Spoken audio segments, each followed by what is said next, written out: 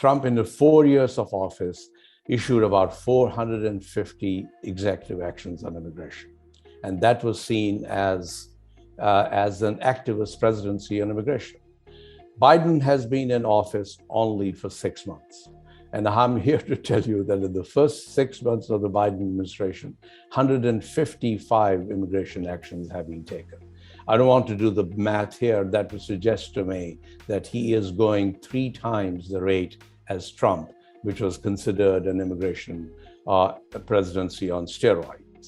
So we just follow the scorecard, whether it's Trump or Biden, and scorecard so far suggests that he has been really very, very strong on immigration actions. Of the 155 actions, half of them have been unwinding Trump, and other half have been improving on pre-Trump policies.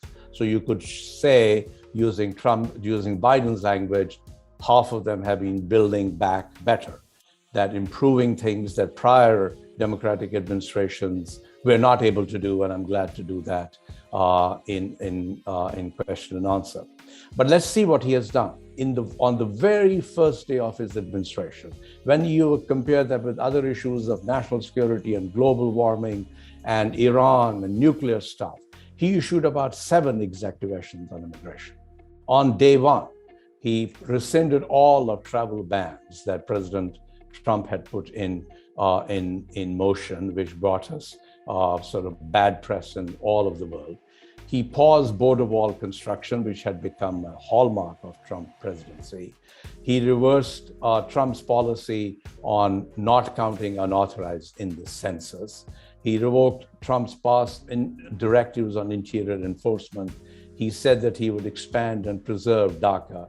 He reinstated the deferred enforcement for Liberians. And then most importantly, on that very day, he sent to Congress a blueprint for what he believed was going to be his imprint on immigration reform, which sort of became his main immigration reform package for legalization of the 11 million people. The Trump administration, to me, was defined by one thing more than any other thing. It was a statement issued by ICE Director Tom Homan, once saying that every unauthorized person should be looking over their shoulder every day. That was what became the Trump mantra, that all 11 million unauthorized people are fair game. They're fair game for ICE officers at the grassroots level, at the super. We should make no distinction among the unauthorized. So at the end of the administration, all 11 million people were a priority for the Trump administration for removal. Biden reversed them on day one. It can be said with one stroke of pen, he reversed the priorities and he said, immigration priorities of this administration are only going to be high criminals or recent arrivals. MPI calculations suggest that 87% of the unauthorized population today have nothing to worry about enforcement. That means ordinary status violators who are not criminals can leave their home in the morning and be reasonably sure they can come home at night and see their kids, which we could not guarantee at the end of the Trump administration.